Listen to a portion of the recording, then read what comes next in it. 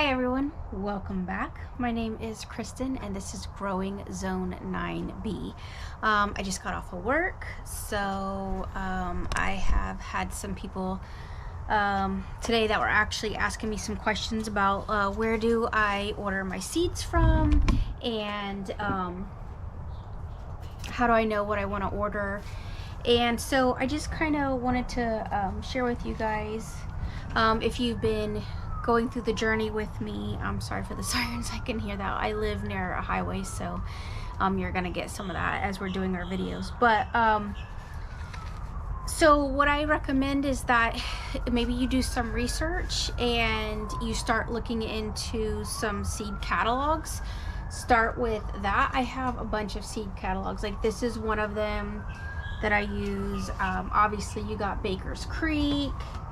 I love to thumb through these catalogs. They have beautiful pictures and images of, you know, things that you want to maybe make or grow. There's like a moringa, and I think that that's important, is to kind of have an idea of what direction you want to go in.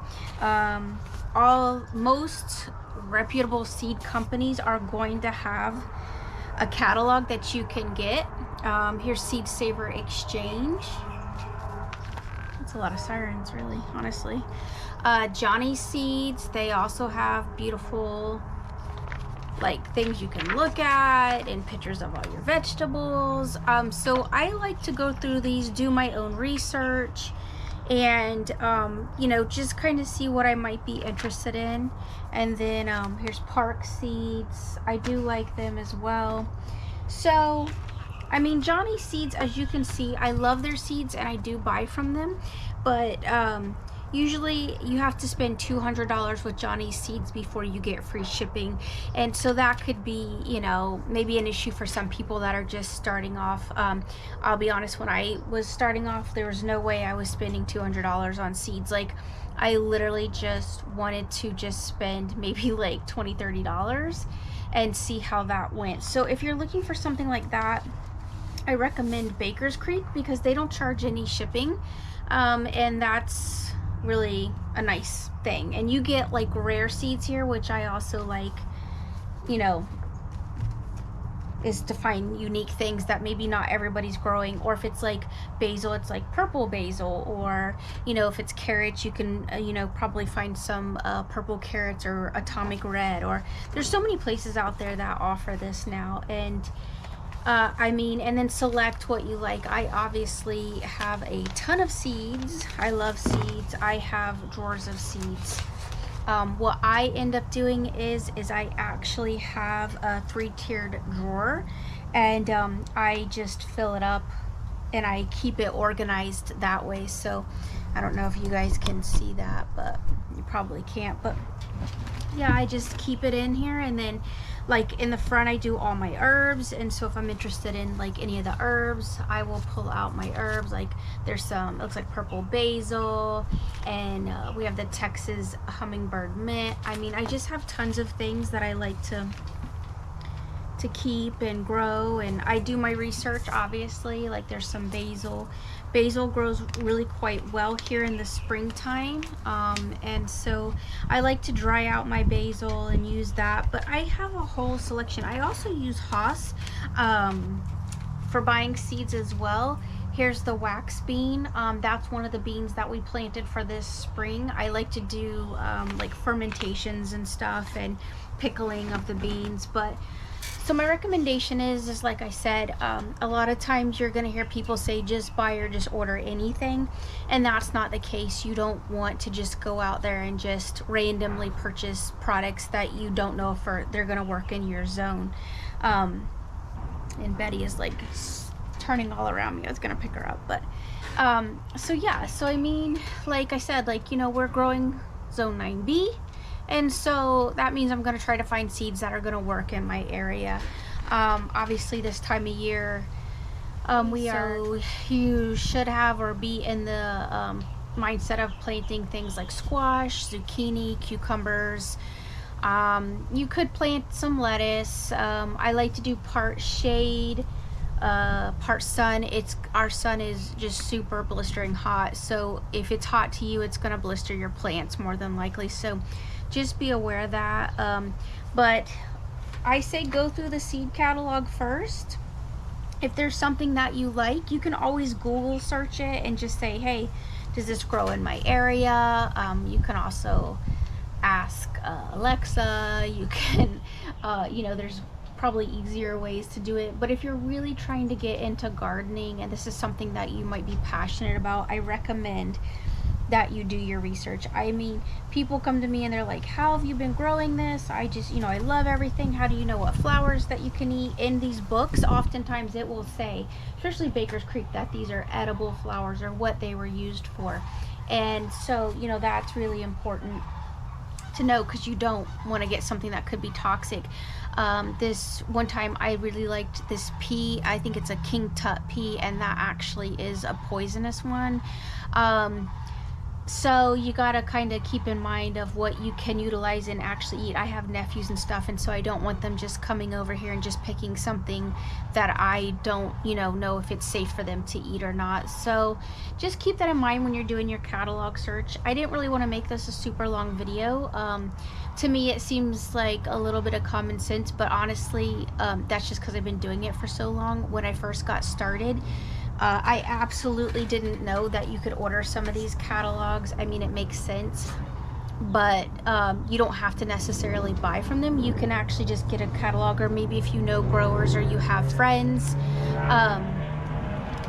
Again, we live near a highway. That might have a catalog.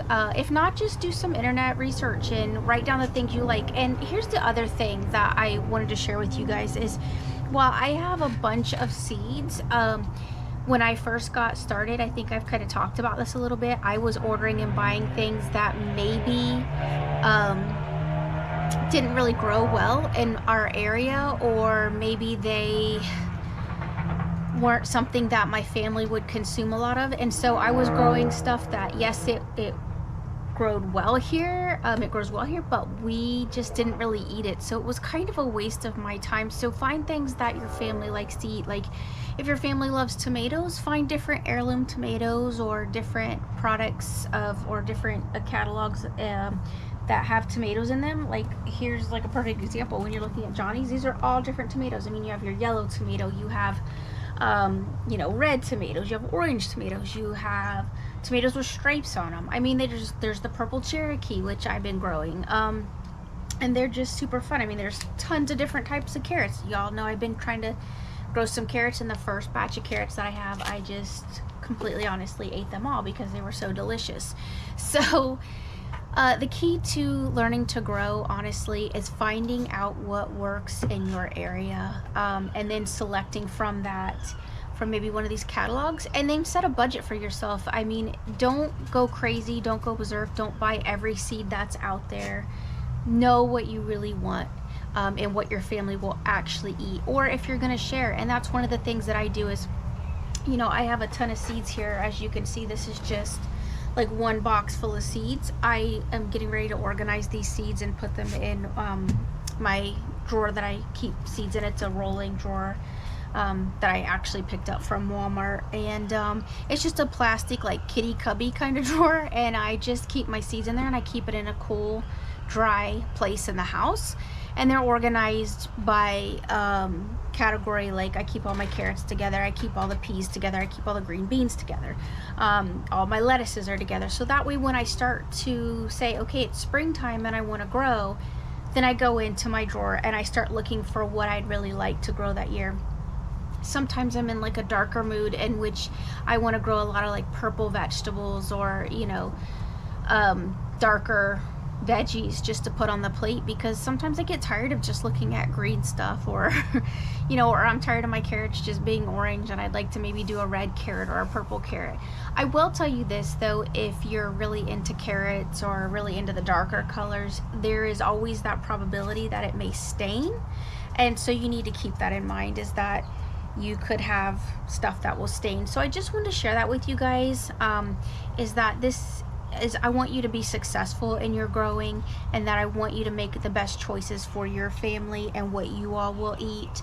And so don't just buy it and grow it because you can, unless you plan on sharing that with someone and you know that they enjoy that. Otherwise, you're just buying it and you're spinning your wheels and you're trying to make things grow that you're really not going to utilize. And you don't want to overgrow either necessarily, because like one year I planted a ton of cucumbers and I ended up having to pickle a bunch of them. And so I really didn't have the time for it during that time in my life and to sit there and pickle, but I didn't want to waste it either. And I do have family and friends, and that's what I do, is I try to share with them, and I try to share with my work friends as well. So I mean, like I said, just keep in mind, we eat salad like every day just about, if not at least every other day. So lettuce is a priority for me when it is seasonal and we can grow it. That's what I like to do, is I like to try to get my lettuces in the ground. So the key to this is, like I said, is know what your family likes, know what you want to eat, and know if you want to share it or sell it with people. Make sure you're getting those products that are really out there, that will be different from what other people have. And do your research and get your catalogs and start using those catalogs. It's important to, you know, flag or just marker out what you'd like to have, and then that also tells you how much you're going to spend, so you'll have that budgeting aspect, because gardening is honestly expensive. I know people, I mean, up front initially it is expensive. I know people are like, oh, you know, I just want to throw some stuff in the ground. That's not always going to work. You know, like here in our soil, we have really sandy soil. And I think I've talked about this before, but just a refresher, like in this sandy soil, you're going to get things to grow like okras. You definitely could get some zucchini and some squash, maybe some watermelon. I struggle with watermelon personally, so that's not one I would really use a good example of. But just make sure it's gonna grow in your area and in your that is definitely like sandy dirt for us, and that's why I use the grow beds, because for me the grow beds, I know that I'm putting compost in there and then I'm regulating that compost. And then it's also, you know, because my fiance cuts the grass around it and I don't want him running over my vegetables, and that was one of the biggest things too, is I didn't have a designated space for my growing. And so I mean, while it was kind of like squared off, there could be a vine and he didn't see it, or there could be little like plants where a bird got into it and they spread some tomato seeds, and then I was like, oh, they were just little tiny seeds and, you know, little sprouted plants, and they're over there in the ground. And he's like, I didn't see them. Which, how could you? You're on a lawnmower, you're not going to see that. So yeah, I mean, just think about what works for you and think about what design will be best for you and your family as you get this started. And like I said, you know, it's not cheap up front, but I also don't want to discourage you. I want you to be well informed and well educated on what you might experience going through the growing process. I know some people are like, they get caught up in the romantic side of gardening and the cute cottage, and I mean, it takes work, y'all. This is definitely not as easy as some people I've seen on YouTube make it like, oh, no, you have hired help and you have people that are assisting you with this process. I honestly, my family and my fiance, like, they do to some degree help me. Mostly my fiance, it's mostly him and I that are doing this work, and so my family reaps the benefits of it, and I'm happy to share. That's what I love doing. That's my passion, is that's how I give back in certain ways. Is it's not like, obviously in the mental health side I do a lot of stuff for people, but I mean, as far as like gardening and growing, I want to share and I want to educate everybody that I can about eating healthy, living a better lifestyle. You know, it's not just exercise, it's not just having, you know, a good mental self and finding peace within yourself. It's also going to be you know, eating healthy, and you don't want that to be very expensive either. So the best way to get that organic growing from home, I think personally for me and my journey, for us to do that, is by using the Vigo grow beds. I mean, this is not a promotional video by any means, but I absolutely love their beds. I think that they just work really well for us here in our zone. And you know, go for it. Find what you like, start off small, and then see if it works. You can also use buckets on your, you know, if you're in an apartment, you can get some tomatoes. Like simple things are going to be your tomatoes, are going to be, you know, maybe some lettuce. Lettuce likes to kind of grow a little bit in the shade. They don't like full sun, they will wilt. Or, you know, get some edible flowers. Try that. That way it's pretty and beautiful. So I just want to take this moment to just like, and record this video for you guys to tell you that, like, even me, I just got done with work and I'm like, hey, let's do a video and let me show you guys how to kind of get started in this journey, and let you know that it is not as easy as it looks, especially up front, and it can be very costly. So it has to be something that you talk through as a family. And if you're a single person, make sure that this fits your budget, and how can you best do that.